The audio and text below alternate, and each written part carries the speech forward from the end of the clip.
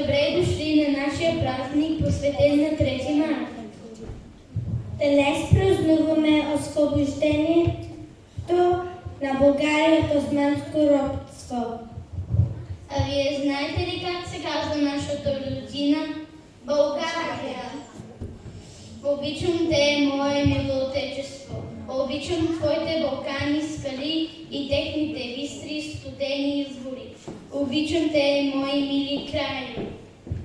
Обичам те от всичката си душа и сърце. Ако ти да си обречен на тежки страдания и наволи, всичко, що е останало в моята осиротяла душа. Добро и свято, всичко е твое.